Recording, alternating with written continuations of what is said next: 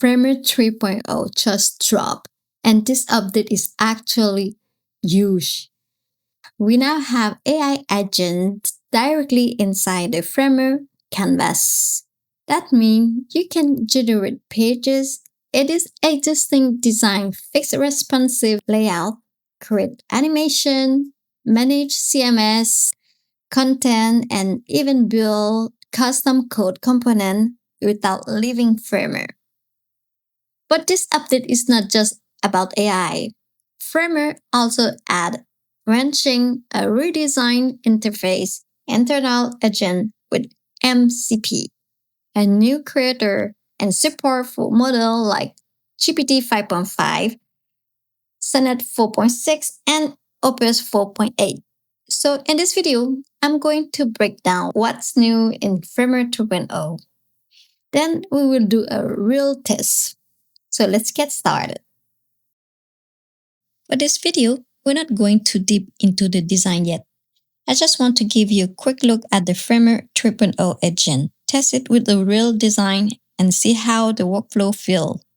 We will also look at how many credits it used, what works well, and what still need to be fixed manually. In future video, I will go deeper into MCP, external agent responsive layout, and more advanced design workflow. Let's start with the biggest update, Framer agent.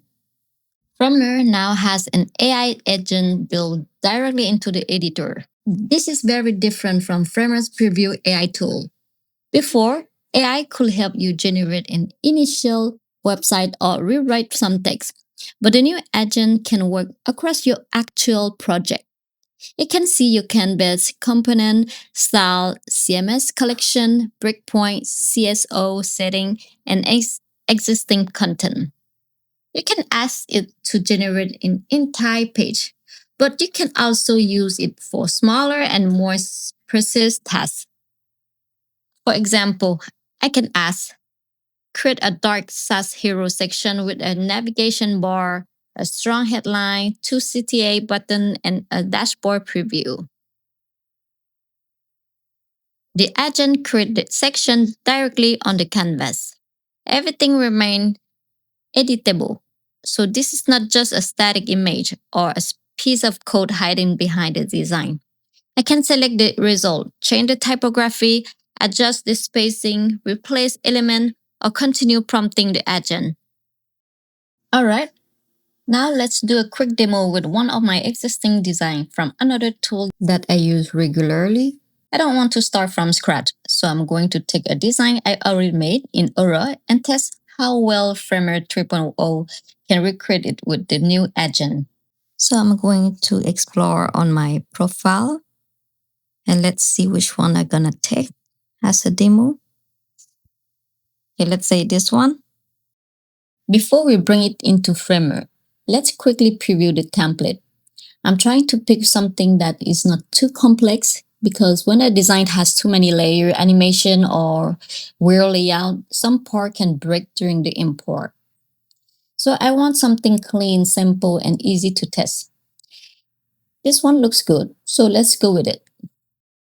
All right, so now I'm going to export the HTML file and the design.md first. The HTML file contains the actual page structure and styling, while the design.md gives extra context about the design, the section, and how everything is organized. I want to use both because it should help Framer understand the original design better, instead of just guessing from the HTML alone. I'm also going to copy the original prompt. Let's go back to my profile. Aura has an option that lets you copy the prompt for the full landing page, and you can also copy the design.md directly from here. That's useful because instead of only giving Framer the HTML, I can also give it the original prompt and design context. So the agent has a better idea of what I'm trying to recreate. All right, now let's go back to Framer and open a new page. So now we are inside Framer, and we have this blank empty canvas. Before Framer 3.0, the workflow was way more manual. Usually, you had to export your design from Figma, use something like the Figma to HTML to Framer plugin, and then spend time fixing everything after the prompt. You will still need to adjust the layout, clean up the layer, create component, and add animation, make sure everything works properly on desktop, tablet, and mobile. But now, with Framer 3.0, we have the new agent feature. The agent lets you generate design, edit existing section, fix responsive issue and interaction, and even create more advanced component directly inside Framer. So instead of building everything from scratch, I can use the HTML file, the design.md, and the original prompt from Oro to give the agent more context. It still depends on how many AI credits I have left, and the result is probably not going to be perfect on the first try, but it should give us a much faster starting point. All right, let's test the design now. I'm going to drag and drop all my file inside the agent prompt field. So I will add the HTML file, the design D, and then paste the original prompt from Aura. This should help Framer understand the design better instead of only guessing from one file. And here we have three models. We can choose from Sonnet 4.6, GPT 5.5, and Opus 4.8. Each one use a different amount of credit. So if you want to keep it simple or save credit, you can use Sonnet or GPT 5.5. But for this demo, I want to try Opus 4.8 because I'm curious to see if it can recreate the design more accurately, especially the motion from my original Oro version. It does use more credit, of course, but since we want the closest result possible, let's test it and see what happens. Yeah, so I already reached my credit limit with Opus 4.8 after just one prompt. Right now, I'm on the free plan, so I only have 500 AI credit per month. I already used one prompt earlier with GPT 5.5 for another design. And that one was probably a bit too complex because it had more advanced animation and more detail, I guess. Then for this current demo, I use Opus 4.8, which take more credit. And yeah, after only two prompts, I already hit the limit. So that's something to keep in mind. Framer 2.0 is really powerful, but if you're using the free plan, the credit can disappear very fast, especially with bigger design or stronger model like Opus. So I will recommend testing with Sonnet or GPT first and only using Opus when you really want to push for the best result. Framer also simplified its pricing. For most users, there are now two main paid site plans, Basic and Pro. Basic includes 1K monthly AI credits, 2 CMS collection, 50 GB of bandwidth, and up to 30 site page. Pro include 3K monthly AI credit, 10 CMS collection, 100 GB of bandwidth, 150 site pages, and featured like branching and staging. There is also an enterprise option with custom pricing, mostly for larger teams that need custom limit, unlimited editor, stronger security, SSO, SOC2, and other enterprise features. So for solo creators, designer, and small project, Basic and Pro are the main plan to compare. But for bigger company, the custom enterprise plan is still there. Okay, this time I'm going to add animation detailed directly inside my prompt. The first prompt mostly recreated the visual, but there was no motion at all. I probably didn't explain the exact animation I want for each section, so now I will be more specific. And while it's generating, we can still edit other section manually, which is useful because we don't have to wait doing nothing. All right, let's review the result. For the hero, it gave me this sparkle background instead of my original unicorn background. It's not bad, but it's not exactly the same. The dashboard is still pretty close, so that's good. The expertise section is a little bit different from my original structure, but it still worked. And in this testimonial section, we have a small issue with the text here. The weird thing is when I switch to the style option, everything looks fine. The title looks normal, but when I switch back to preview, the issue appear again. So I'm not sure exactly what happened. Maybe it's a text layer issue, maybe it's related to the animation, or maybe the positioning is different in preview mode. But this is exactly why you still need to check everything manually. Firmware Agent can help you move faster, but you still need to review the layout, fix small bug, and clean up the final design. I noticed there's a missing section in the recreate design. So what I'm going to do now is go back to the original code, select only the code for that specific section, copy it and paste it into ChatGPT.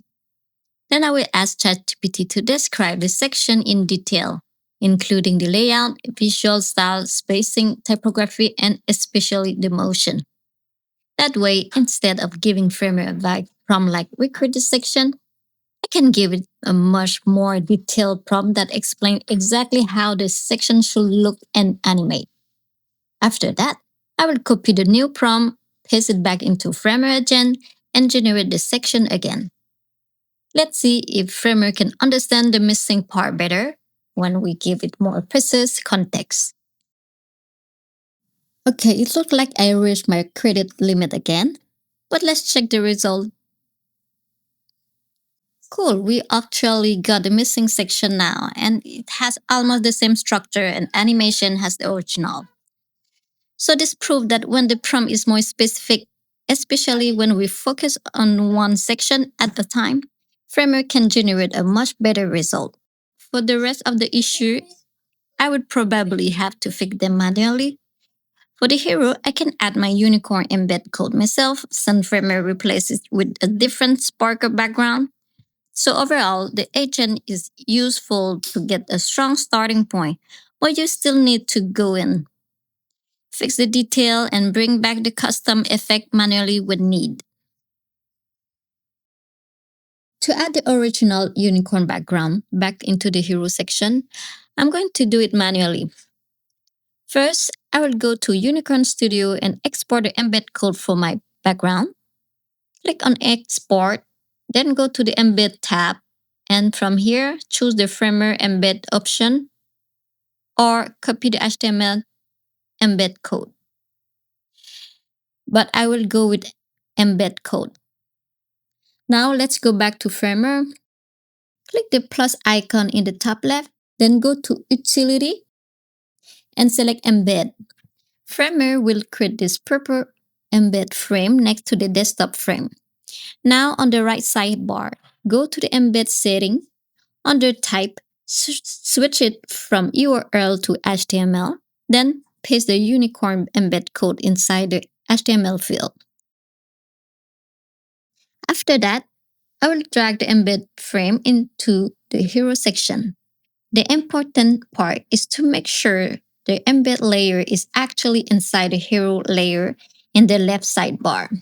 Let me hide the ambient particle first. On the visibility option, set it to no. Then place it at the top of the layer stack so it sits behind the hero content but still cover the background area. Finally, resize the embed frame so it fills the full hero section. Change the position for absolute. And there we go. Now the original unicorn background is back inside the hero. Okay, let's review it. Perfect. Now I have my original unicorn background back in the hero section by adding the embed code manually.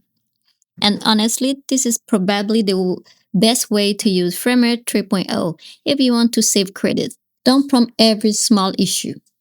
If you see something like a typography problem, padding issue, spacing mismatch, or a small alignment bug, just fix it manually.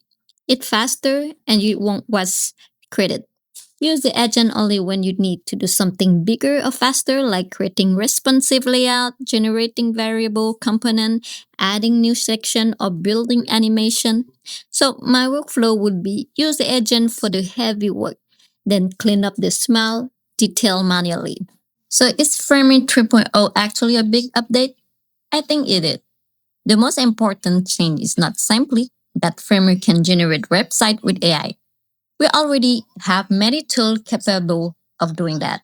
The bigger change is that the agent works inside the same environment where you design, manage content, collaborate, and publish. You can generate something, inspect every layer, manually improve it, create another version in a branch, and publish everything from the same platform. However, AI does not automatically create a great website. It can give you a strong starting point and complete repetitive work faster, but you still need good direction. All right, that's it for today. We got a first look at Framer 3.0, tested the new agent with one of my existing Aura design, and saw that worked, what broke, and what still need to be fixed manually. In the next video, we will go deeper into the new feature. I will show you how to use MCP, how to connect external agent, and how to push the design workflow much further inside Framer. So see you on the next one.